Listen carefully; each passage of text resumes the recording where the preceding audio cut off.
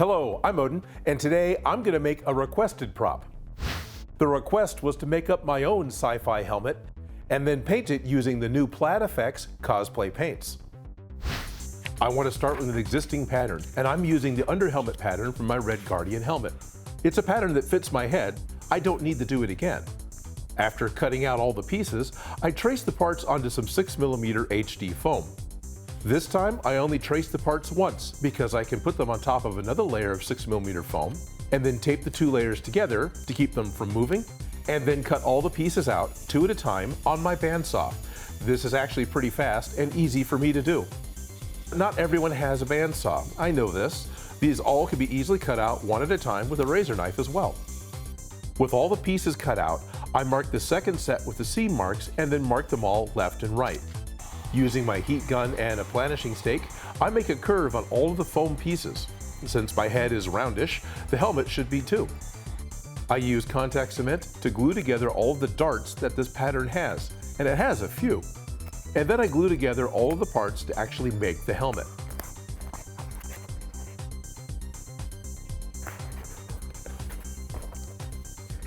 Still fits. I put the completed helmet onto my life cast and cover it with a single layer of aluminum foil and duct tape. And I started to draw out the pieces that I wanted to make on my own sci-fi helmet. I drew inspiration from the police helmets from The Fifth Element and the Marines helmets from Aliens, but I was really trying to just kind of do my own thing. That'll look okay, because if I purposely make these panels with bolts on them, it'll look great. So this becomes extra raised. This becomes half raised. This is the back half, but I kind of want a Star Wars type of thing back here going on. What do I want to do? Do I want to make it Aliens Armadillo thing going on? Maybe I'll figure that out later. By making my new patterns off of the 6mm foam helmet, I knew that the new pieces would fit. I cut out the new duct tape pattern and copied it to cardstock. Then I cut the cardstock out and traced the pattern onto more HD foam. I like to use paper or cardstock for the pattern. It holds the shape more accurately than just using the duct tape.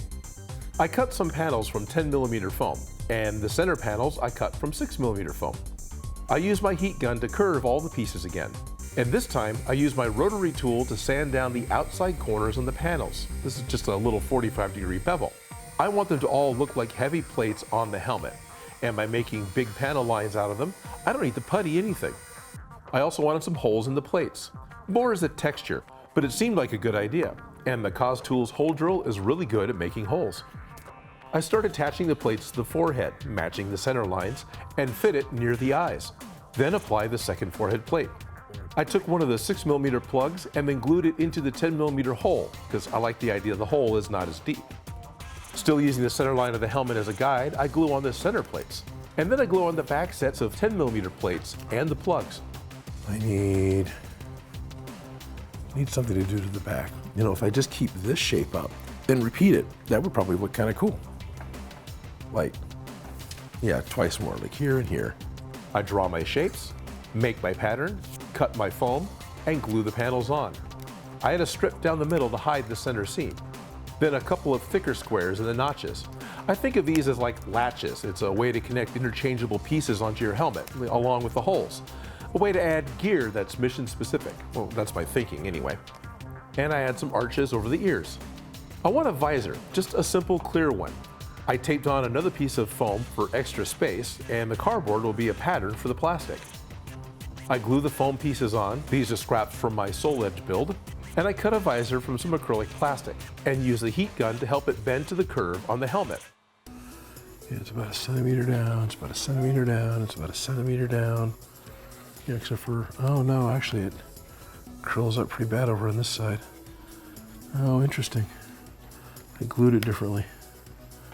Yeah, well, life sucks. I carefully drill matching holes in the visor and on the helmet. And I can use a set of binding screws to attach the visor to the helmet. And it's an easy way to take it on and off. That's a G.I. Joe visor. Then I add 2 strips of 4mm foam to make a channel for the visor to fit in. From the beginning, I wanted an asymmetrical piece, a light or a scope or something. I built out a box in the forehead that can hold a piece of acrylic plastic. I'm making it so the plastic pulls down over the left eye. And this plastic is neon green. I glue a bit of green scrap onto one side as a tab to help when you're pulling it down, and some square rod on the other side to stop it so it won't pull all the way out. I know I want the green plastic to light up, and I make space for a battery pack from the inside, and I dig around in my flashlight parts box for LEDs and a switch. I test the elements, There it is. and then install them into the helmet. The batteries changed from the inside, wires are safe behind plastic, and I glued the button switch over the ears. I wanted more detail in the green plastic lens, so I added a pair of circles to the lens, sort of like a scope or a sight. And to mark the plastic, I used my adjustable circle cutter, and I had each bit set for a different size circle. I cut a 6mm foam panel to cover over the lens.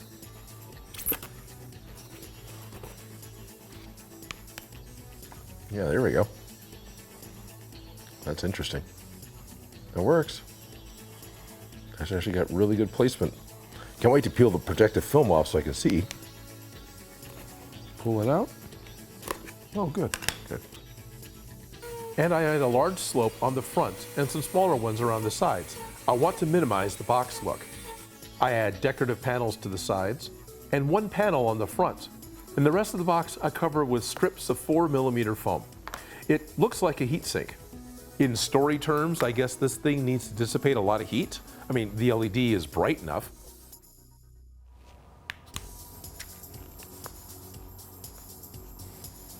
All right then. Well, I suppose I should paint it. So I was making a space helmet of my own design because I'm specifically doing this video for Plaid FX paints. These are actually cosplay paints. These are paints that are made specifically to be used on EVA foam. But I'm pretty excited about this line of paint, and I'm really thrilled that I've got quite a bit of the line of the paint to work with. So all the colors I have, and I can use on the helmet of my own design, I was trying to think how I wanted to go about painting this. And my first thought was paint it like the Colonial Marines from Aliens. It was kind of partly where the inspiration came from anyway. I didn't think that was really the right direction to go, so I actually posted onto my Patreon asking, everybody there, hey, what do you think? Gerry Ayres was one of the first ones to respond, and his suggestion was to go with black and purple, which, okay, I can see that working. Very Thanos in a way, right? And then another one was from Jeff, Ryan, and Tyler, and I picked out the Bloodborne Red. They've got some great names in this line. So this is actually a Bloodborne and Carbon are the names of these paints. Okay, this could totally work, and I've actually painted Blood Bowl teams these colors, so I'm for that. But Starius came along with a really good suggestion based off of tractors from the 1930s, and that's navy and kind of an orange color. And I really like this idea because I would never pick this. I would never grab it out of the air as like, oh, I'll do that. Because when I think blue and orange, I'm thinking more of a bright blue and it'll look like a Lego set. And that's just not what I was after. But these colors, they're gonna show dirt and they're gonna show a lot of weathering. And I think these are the ones I'm gonna go with. Before I started painting the center panels chainmail silver, I removed as much Sharpie as I could with rubbing alcohol and then used the Plaid FX primer over the whole helmet. The paints stick to the foam really well. They don't need primer. It was more of a barrier for the Sharpie ink. The orange I was using was Orbital Orange, and the blue is Commander Navy. I did use 2 coats of paint to get a rich color, but really that's not unusual with any paint. I think I've got too much orange on the helmet, so I'm gonna take some down. I'm gonna go ahead and paint both of these blue, and I think these guys I'm gonna paint blue too. I think it was the right idea, painting the side panels navy, and the latch covers in the back of the head. I started dry brushing lighter colors over the base coat. This yellow is called Fool's Gold. And I used some Beta Blue over the Commander Navy, mostly just on the edges. I also lightened some of the larger, flatter areas. It really does end up looking like a tabletop miniature, but I'm okay with that. Once the blue had dried, I started cutting some masking tape to add some stripes on the helmet. I put one set on the forehead, and with the leftovers, I just made a couple on the back of the head. Then I dry brushed the stripes with Blizzard White. I had considered green or yellow, but I like the idea of white. I also added some white highlights in different places, and since it was dry brushed, I could pull the tape off quickly. Then the carbon wash. Well, it's watered down black FX paint. But what I really wanted was a very dirty look, like coal miner dirty. It'll knock down the vibrance of the colors and help make everything uniform. I use a paper towel to wipe away some of the really heavy stuff, and it'll help hide brush strokes and drips. I use more chainmail silver to add paint chips on the edges. I can't really dry brush this color, it's a little too translucent, but it is the best silver color I've seen from Plaid. If the helmet is this dirty, I can't leave the plastic lenses clean, so I dab black paint around the edges of the green scope, and I sponge more on the clear visor. I keep it around the edges, but it's pretty heavy on the ends. Should be fine.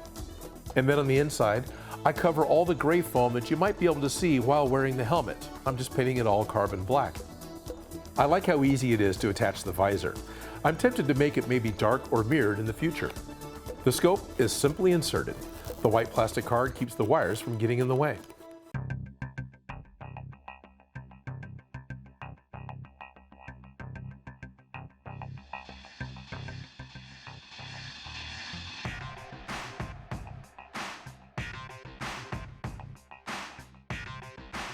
I have a full list in the description for all the materials used in this build.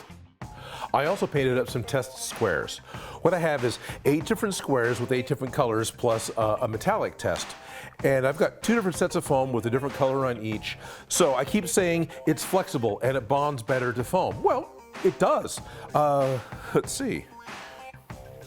That is a single coat of the metallic purple on HD foam. So here is 2 coats of the yellow on TNT cosplay foam, and same thing. I'm not seeing any cracking. I'm seeing some wrinkling, but that's gonna happen because I'm stressing the foam anyway, right? Typically, if I get a little bit of wrinkles in the foam, I'll just heat up the heat gun to make it go away. So let's heat up the paint.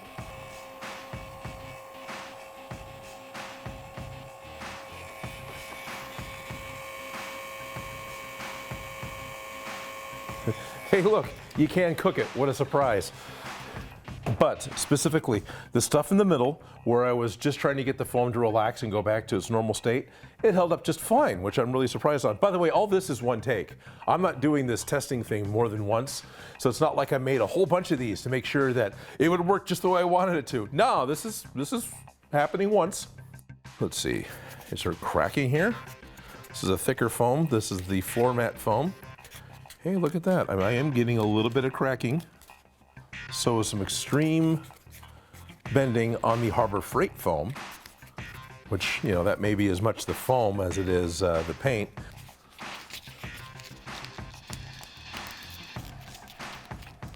The elasticity of the dried paint is really impressive. So I've given this stuff almost 48 hours to dry before I've been torturing it.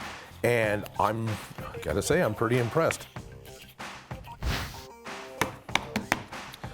I have been to a few cons where for some reason they think tape is going to be a great way to show piece bonding on your costume.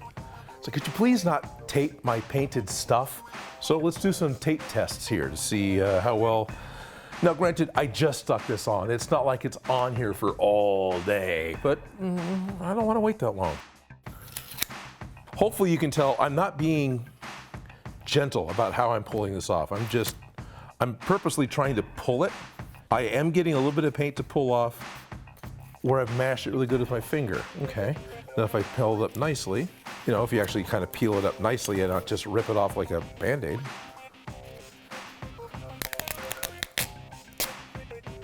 I'm not seeing any orange on that duct tape.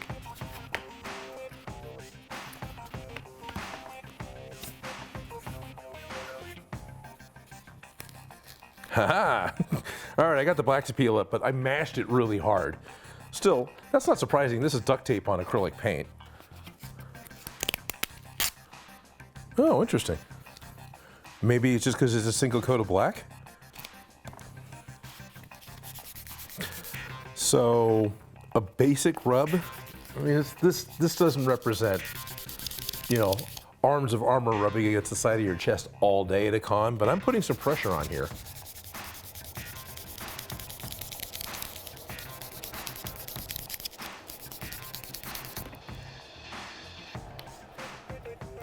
Now, I'm pretty sure if I was to take a piece of metal and try to do some sort of a scrape test on this, that it's gonna hurt it because it's gonna hurt the foam, right? There's a certain level of, the paint isn't armor, the paint is paint. But doing a bit of a scratch test, some basic abrasions, yeah, it's looking pretty good.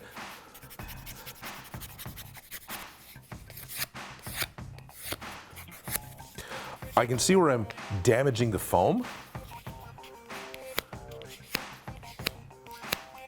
Well, there, I got the wood to chip. I'm pretty happy with these paints. I'm pretty happy with the helmet. If you like the helmet, I'll get the pattern put together and have that in the description for you if you want to make one of your own.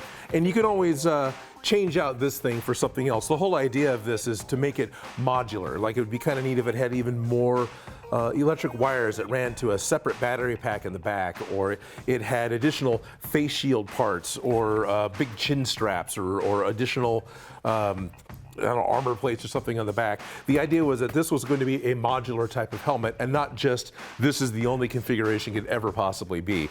And much like Space Marines, paint it any way you want. That's kind of fun. I like the idea that this could be generic for just about anything. You're not just going to be an outer space miner. You could be a pilot. You could be whatever you wanted to be. And I am very happy with my Plaid FX science fiction helmet. Thank you, guys. And this is how Odin makes.